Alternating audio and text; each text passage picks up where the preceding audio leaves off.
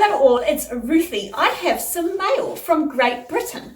And first of all, I should just like to draw your attention to the incredibly cute owl. Look at that, isn't that adorable? Which is the signature of the Wanderer's Post. And I said it correctly that time, it took me a few attempts. And this is really exciting. This is a story and art magazine, collectible art, short stories and poems. The Wanderer's Post, which has just started up in the UK, and we're awfully lucky that it's actually available around the whole world, because it was a bit touch and go whether it would or wouldn't be, but I suppose they had enough begging letters from around the world. I know I certainly sent them a begging letter, and I bet I know who else was sending them begging letters from America too. So anyway, begging is not something I like to do, and I'm not even sure if they saw my begging letter, but it was worth it. It was worth it, because this is just delightful. And I think a particularly nice touch was that it came with a little note. Oh, with a hand signature too. You don't often see handwriting in these days, do you? It's nice, and it says, thank you for taking a chance on us and subscribing to the Wanderer's Post magazine. You're joining us at the start of this journey with the first ever issue. We've done our best to select stories, poems and artwork we think you'll enjoy, but there will always be room to improve. Well, I think they're doing rather well from the start, so I think this is quite impressive. Yes, so anyway, it's very nice. This is very cool. This is very, very cool. So, to my friends who grew up in the Commonwealth, you know, England, Canada, Australia, do you remember when, you know, you were quite a bit younger, because there were a lot more of them around, you could go into a thrift store and you could get those books, and they were some of them were printed in the 20s and some of them were printed in the 40s, and they were collectible story books. They had short stories in them, and they had poems, and they had pictures, and they were often called things like Girls' Own Annual or Boys' Own Annual, and they were, well, I suppose they're really collectible now, but they seem to be all over New Zealand when I was young. Well, you guys, this is actually giving me,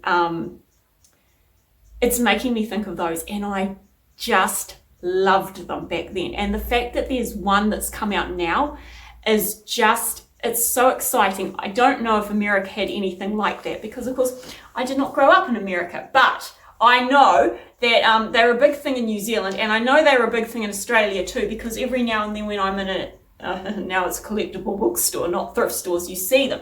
So I think it's really exciting that this concept, you know, of a story magazine, it's coming back into vogue. It's really quite thrilling. Anyway, so it's collectible art, short stories and poems. And I think what's really special about this magazine is they've got a real mission. And the mission is that we spend so much time in our lives these days just scrolling and scrolling and scrolling on our phones. And that's actually really hard on us, and it's true. It's hard on us when we're just looking at that screen light, and it's also hard on us because a lot of the stuff you see on your phone is, well, it's quite depressing. And sometimes you just need a break, and that is precisely what the Wandering Post is offering. And I think the introduction, written by one of the founders, it's founded by a married couple, Ben and Beth Scotton, but I think that the introduction to the first edition by Ben Scotton is so eloquent. I think I'm going to have to read it. And I asked if I could read it too, because at the back it says that you can't go around reproducing. So I got permission, so I'm not breaking any laws. It says, Why the Wanderer's Post by Ben Scotton. Not all those who wander are lost, quips Bilbo Baggins in J.R.R. Tolkien's The Lord of the Rings. I understand that sentiment a little, I think. The Pilgrim's Progress, all about purposeful wandering, is the book I've read end to end more than any other. Increasingly, I've come to see my life as a kind of pilgrimage.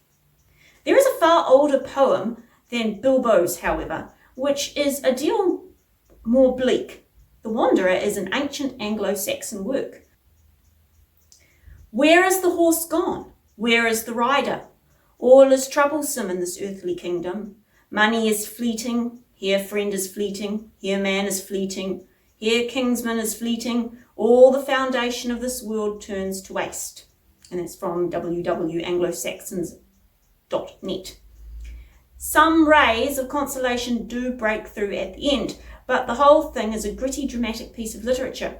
For all its bleakness, though, I find its verses resonating with me on some level. Of course, with such an ancient poem, a lot of the original meaning may be lost on us today.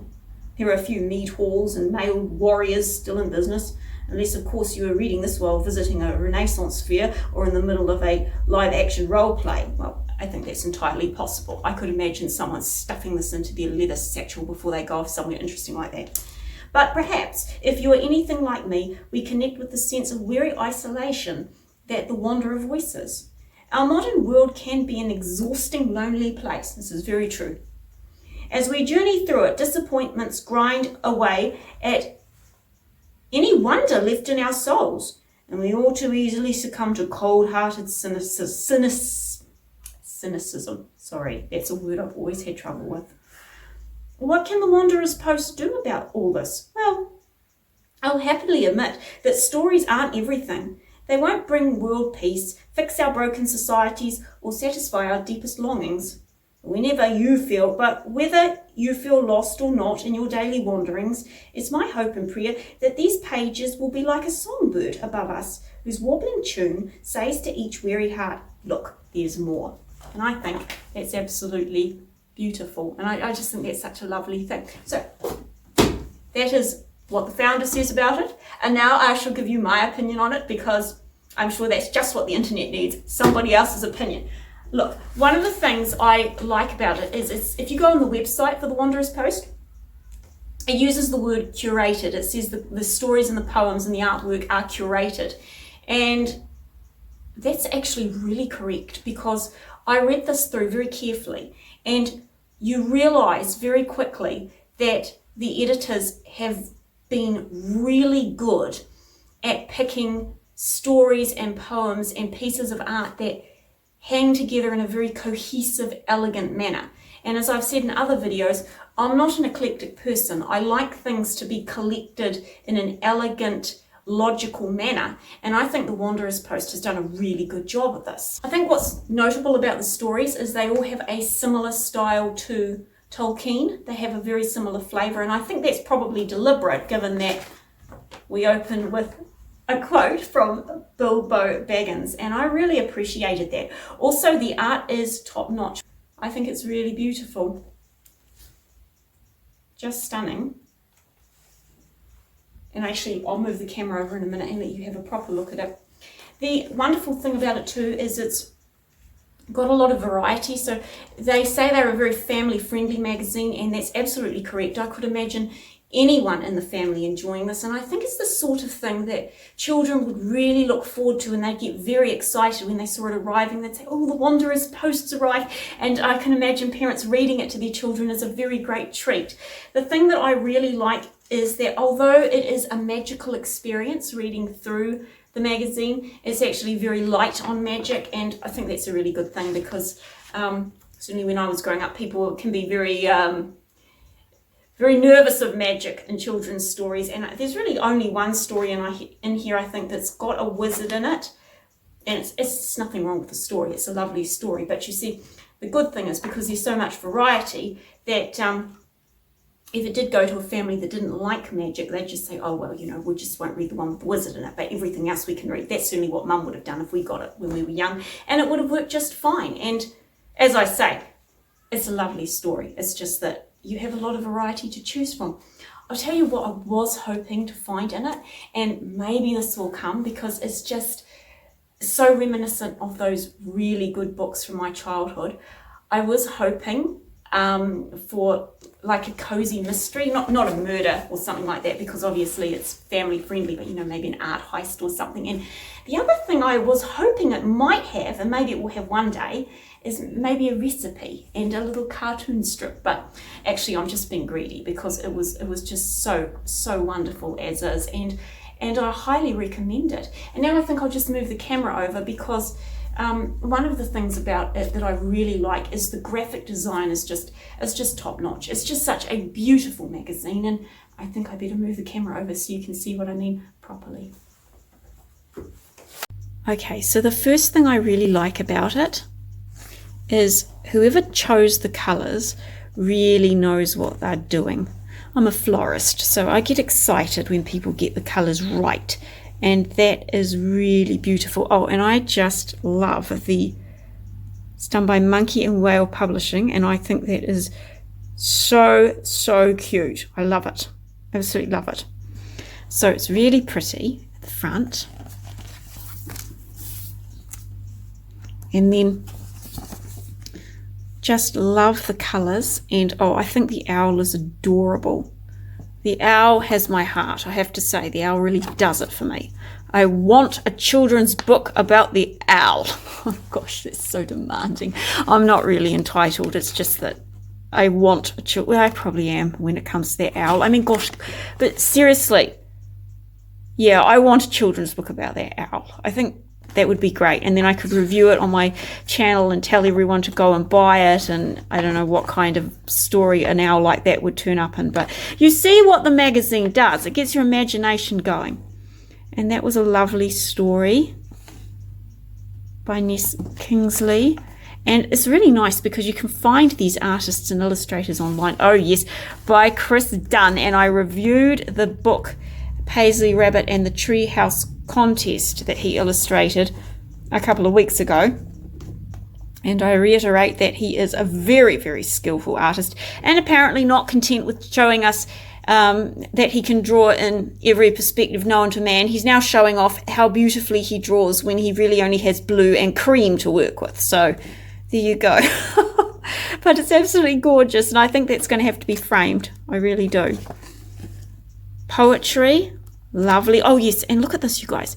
This is so pretty. There's just such a good attention to details. Along the bottom of each story, there's like a little illustration that just enhances it. Oh yeah, look at that. And that's by Kezia. Oh, I can't pronounce that last name, but it's beautiful. Yeah, so the bottom has these beautiful illustrations that enhance the story, and I really enjoyed it.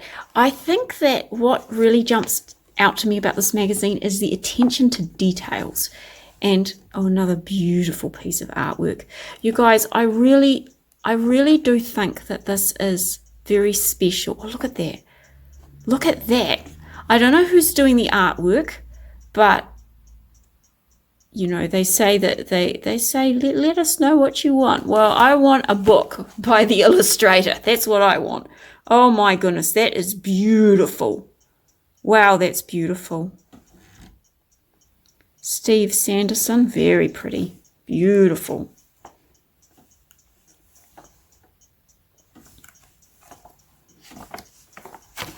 Very charming, and also I shall bring this to the attention of my artist and writer friends.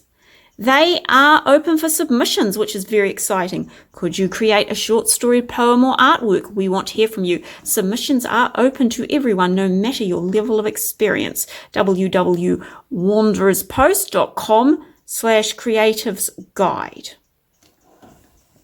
And I really would encourage my artist and writer friends to check that out, because it would just be such a special thing to be published, and I really do think it would be. Very special, and I'm so glad I subscribed to it, and I recommend that you do as well. You know what makes me really excited about this?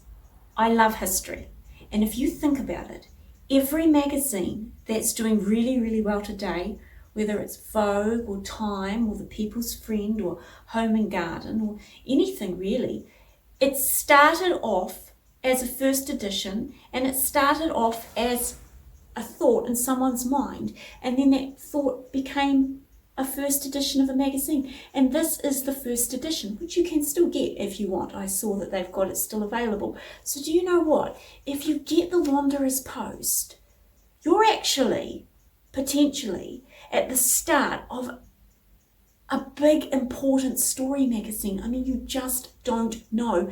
And actually, I think there's a very high chance that's exactly what's going on. So, it says in the Wanderer's Post,